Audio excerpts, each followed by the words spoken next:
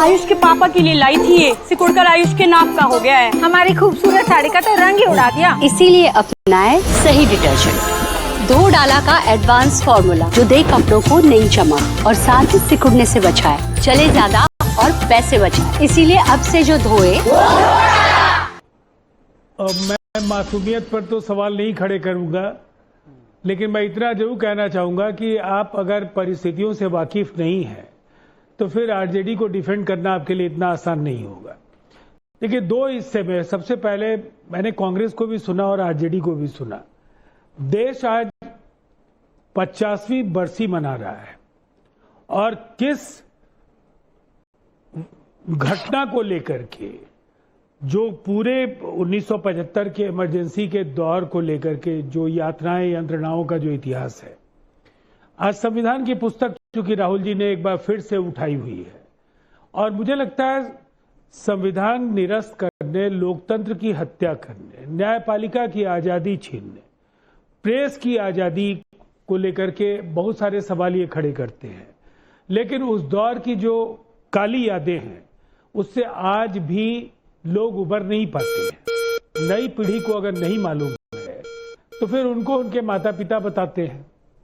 हमारा ये कहना है कि ये हथकंडे नहीं चलेंगे और इसमें एक बात बेहद अहम है कि उस दौर में भी क्यों हुआ था ये।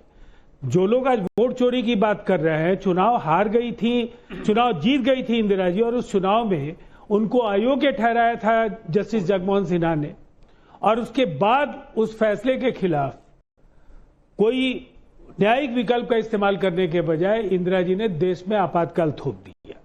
तो मुझे लगता है कम से कम कांग्रेस से नसीहत लेने की जरूरत थी। और जो बिहार ने झेला है, आरजेडी आज नौकरियों की बात करती है, नौकरियों के बदले जमीन के ऐसे जो मामले हैं उसमें अदालतों में धक्के आप खा रहे हैं।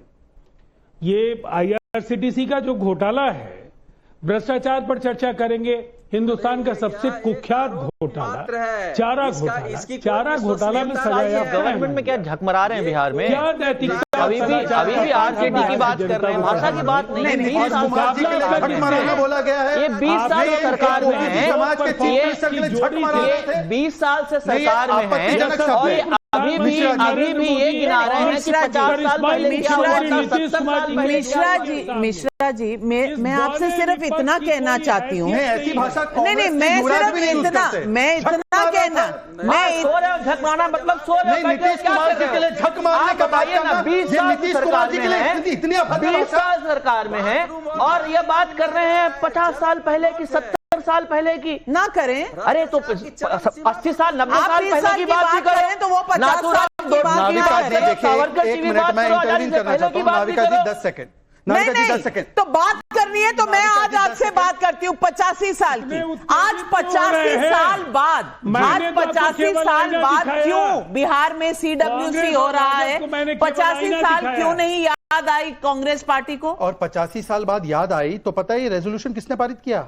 रेवंत रेड्डी, जिन्होंने कहा कि बिहार का डीएनए कमतर होता है। उन्होंने भी कहा कुर्मी डीएनए कुछ नहीं होता। मोदी जी ने नीतीश जी के बारे में क्या क्या पूरे बिहार को गाली दी। अश्विनी जी, आपके साथ सरकार में बैठे हुए के लिए Ashwini ji, Navika 10 second. Navika please 10 minute वो बोल ले, फिर आपको मौका मिलेगा। नाविका जी, 2 बातें जिसका उल्लेख जरूरी है।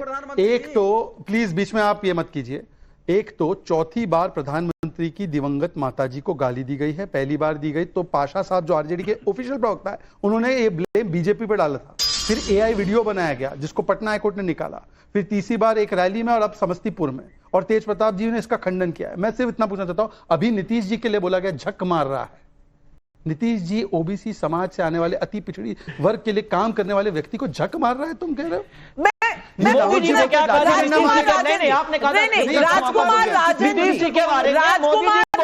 एक मिनट, अरे भैया आपकी सीटें कितनी हैं बिहार में? एक मिनट, राजन जी से पूछ लूं ना। नीतीश कुमार, उनके साथ तो आपने सरकार भी बनाई थी ना। मैं पूछना चाहती हूँ, उनके बारे में अगर कहा जाए कि वो झक मार रहे थे, आपको लगता है कि ये सही व्याख्या है? मैं पूछना चाहती हूँ आपसे। नाविका जी, मैं आपसे पूछना चाहता हूं, कभी माननीय मुख्यमंत्री, बिहार के मुख्यमंत्री के बारे में डीएनए की खराबी कही गई थी और पूरा जेडीयू जो है बाल और नख भेजा गया था, उसका जवाब आया क्या? राजीव रंजन जी, राजीव रंजन जी जवाब दीजिए। मां और बहन की गाली राजीव रंजन जी जवाब दीजिए। और को धोने के लिए स्पेशल शैम्पू इस्तेमाल हुआ। देखिए उस समय भी बिहार की जनता ने सही तरीके से देखिए, अब आपको जवाब सुन लेना चाहिए। क्या मैंने कहा जब भी आप कोई ऐसी बात कहेंगे जो पब्लिक डिस्कोर्स में जिसको अच्छा नहीं माना जाए, लोग रिएक्ट करते हैं। 2015 में इसका नुकसान हुआ था, लेकिन आज जब प्रधानमंत्री जी को लगातार आप गालियां दे रहे हैं, आपको क्या लगता है ये उनकी दिवंगत मां को गालियां देकर आप बच जाएंगे? आपकी जड़ खुद जाएगी इस बार बिहार में, और आपके पास कुछ भी देने के लिए नहीं है। केवल सपने बेचिएगा, सत्ता में कभी आइएगा तब सपने पूरे करने की स्थिति में होंगे ना।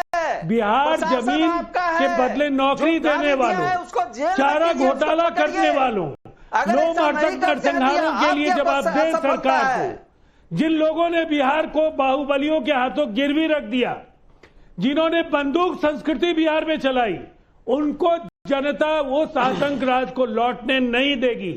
और गलतफहमी में मत रहिए।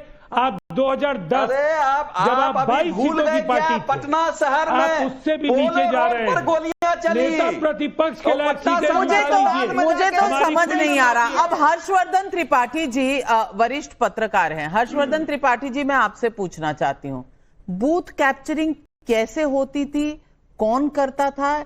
इसका तो पूरा एक्सपेरिमेंट लाइव बिहार में लोगों ने देखा है। अब आज वो लोग वोट चोरी का जब इल्जाम लगा रहे हैं, आरोप लगा रहे हैं, इसे आप कैसे देखते हैं? और दूसरी तरफ ये जो राहुल गांधी फाइनेंशियल टाइम्स को इंटरव्यू में जो कह गए हैं, जो हमने लद्दाख की तस्वीरें देख ली हैं, और जो ये जो वोट चोरी के लिए दबाव जनता पर बनाया जा रहा है, आपको लगता है कि ये राहुल गांधी खुद चुनाव जीतने के लिए कर रहे हैं, या बिहार में तेजस्वी जी का जो मैदान है उसको, पिच को क्लियर करने के लिए कर रहे हैं? मुझे तो ये नहीं समझ आ रहा, आप समझा दीजिए।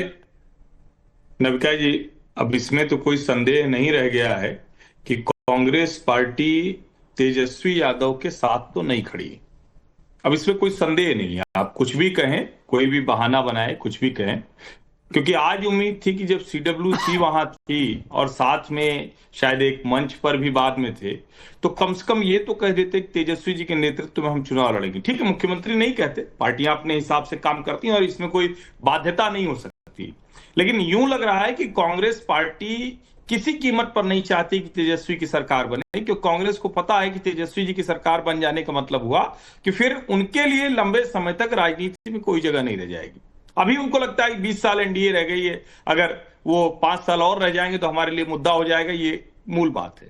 और कांग्रेस पार्टी सिर्फ सिंगल पॉइंट एजेंडा पे काम करती है कि राहुल गांधी की छवि निर्माण कैसे हो। इसीलिए तेजस्वी जी को राहुल गांधी छवि निर्माण योजना के बाद अपनी वाली बिहार अधिकार यात्रा के नाम से अपना चलाना पड़ा।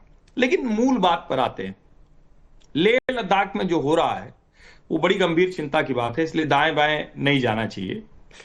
वहां जो कुछ हो रहा है, जो देश का सबसे शांतिपूर्ण राज्य, जिस राज्य को एक राज्य का हिस्सा बने रहने की वजह से वहां लोग मांग करते थे, मांग करने की वजह से वहां 2 ऑटोनोमस हिल काउंसिल बनी हुई है, लेह और करगिल की, जहां पर इसी सरकार ने, नरेंद्र मोदी की सरकार ने उनको केंद्र शासित प्रदेश बनाया। इसके पहले वो जम्मू कश्मीर का हिस्सा हुआ करते थे लद्दाख। अब लेह लद्दाख बाकायदा अलग से एक केंद्र शासित प्रदेश है, यानी एक तरह से कहें कि उनका स्टेटस, उनके अधिकार वो सब बढ़ गए।